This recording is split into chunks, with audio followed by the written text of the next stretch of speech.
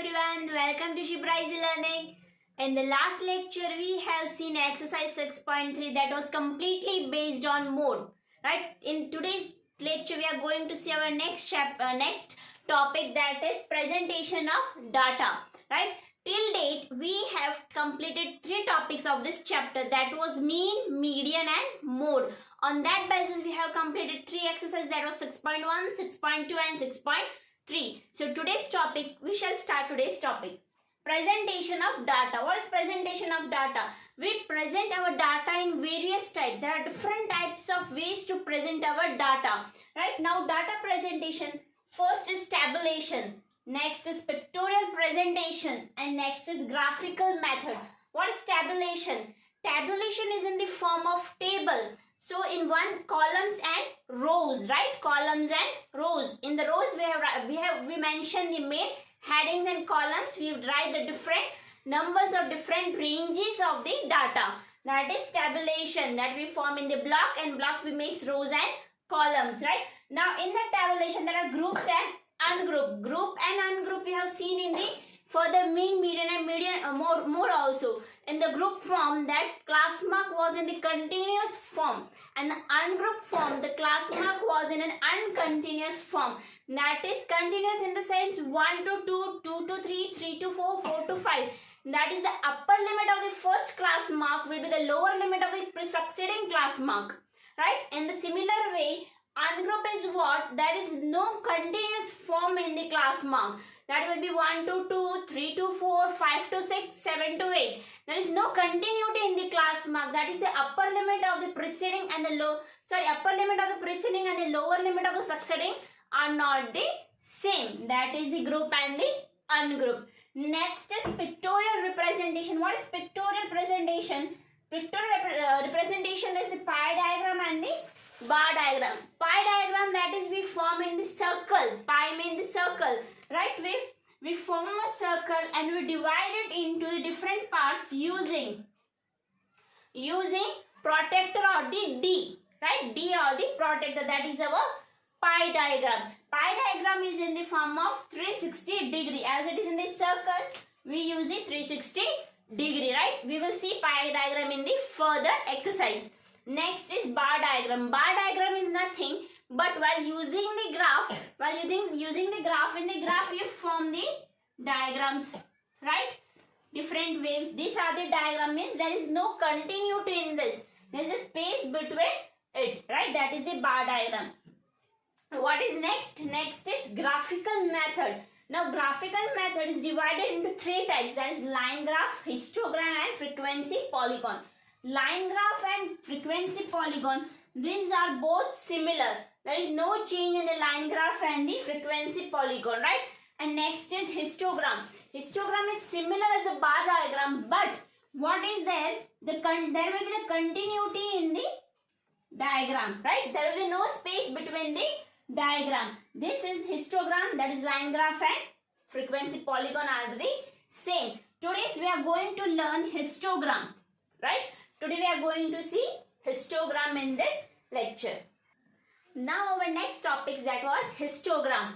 Now see here in the histogram, same way table is given, that will be height of the students and the number of the students. Now see, height of the students ranges from 135 to 140, 140 to 145, 145 to 150, 150 to 155.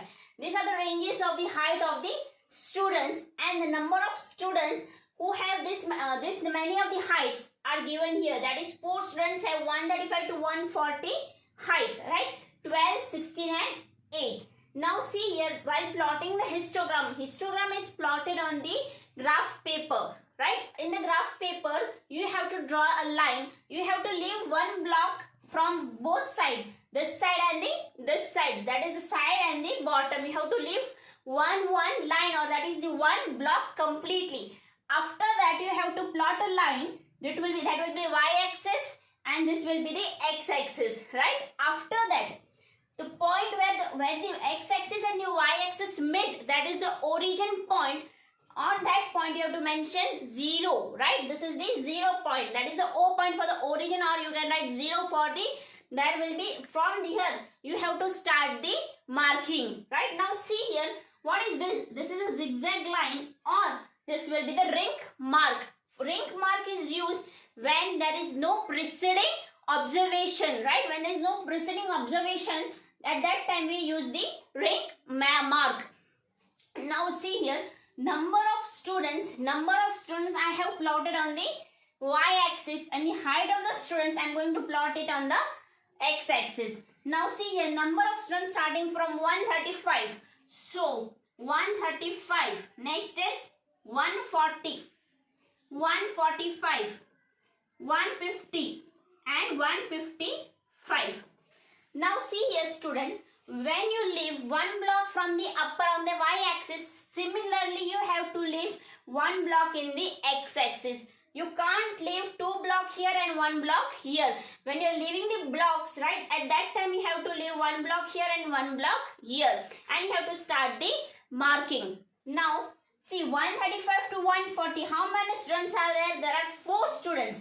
So, from the here, from point this, from 135, I am going to mark a line till 4.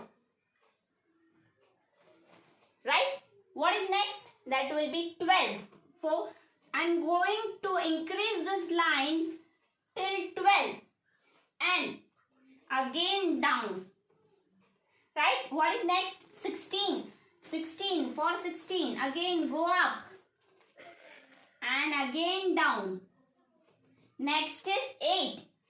So 8, I am going to continue from here. This is my 8. Right? Now see here, 135, 140, 145, 150 and 155. Now, see that I have completed whole histogram here. This is the histogram method, right? I think so you have understood this. Question number 2. Now see, question number 2 is yield per acres and number of farmers, right? Now see, 2 to 3, 4 to 5, 6 to 7, 8 to 9, 10 to 11. Is this in the continuous form? Obviously not. This is not in the continuous form. Continuous form is in the sense that it should be 2 to 3, 3 to 4, 4 to 5, 5 to 6, 6 to 7. Right? But this is 2 to 3, 4 to 5, 6 to 7, 8 to 9 and 9 to 10. Now you have to make it in the continuous form. Similarly as mean and median and mode, we have done the continuous form. Right? Similarly in that we have to do here. Right? Now see here. What I am going to do is, I am going to make it in the continuous form. While making the continuous form, what we have to do is, we have to minus 0.5 from the lower limit and we have to add 0.5 to the upper limit. Now minus 0.5 from the 2. This will become 1.5 to 3.5. Right? I have decreased 0.5 from 2 and have increased 0.5 to 3. So there will be no difference in the class mark. There will be no difference between this class mark, right? Class difference will remain the same. Now see here, again decrease, you have to decrease 0.5 from this. So this becomes 3.5 to 5.5. Next, 5.5 to 7.5. Next, 7.5 to 9.5. And next is 9.5 to 11.5. Right? I think so you have understood this question. What I have done, I have decreased 0.5 from the lower limit and have increased 0.5 to the upper limit. Nothing else I have done here. Now see, is this in a continuous form? Yes, obviously, yes. Now we are going to plot this in the bar graph. Now see, take a bar graph. Leave one block from the y-axis, one block from the x-axis. Now see here. Here is the 0 of the origin O, right? Now I am going to plot this on the x-axis and the y-axis. Now see here, class mark will be on the x-axis. So put here 1.5. You have to leave the same block from both the x-axis and the y-axis. If you are leaving the one block, then leave one block from the y-axis and the x-axis. And another thing is that there should be the similar difference between the numbers that you are plotting. Now see here, 1.5, 3.5, again 5.5. So difference between this is of 2. Difference between 3.5 and 1.5 is 2. So this difference should be maintained from the first to the last. So difference between each and every one, that is 2. So you have to maintain that difference, right? 7.5, 9.5 and 11.5. Right? This I have done for the x-axis. Now for the y-axis. Now see, for the y-axis, 30, 50, 55, 40 and 20. Now during plotting the y-axis, the numbers given will be the difference. Right? In this there will be the same difference between the from first to last. But in a y-axis, while plotting the y-axis, there will be no difference, no same difference will be given here. It will be randomly, numbers will be the randomly arranged. You have to arrange in such a manner that there should be the difference should be the same from first to the last, right? Now see here, 30, 50, 55, 40, 20. Now what can you take here? Now take it from the 10, 20, 30, 40, 50. So difference from first to last, the difference will be of 10. If I take 5, 10, if I take 10, 20, 30, 40, 50, and again after 50 I am going, see 55 is given here. So I can't write 55 there, right? I have to write this 60 there. Why not 55? Because the difference between 50 and 5 will be 5. So difference from first to last will not be maintained here. So I'm not going to write 55. I'm going to write here 60. And I'm going to plot 55 between the 50 and the 60, right? Understood? Now see here, 10, 20, 30, 40, 50 and 60, right?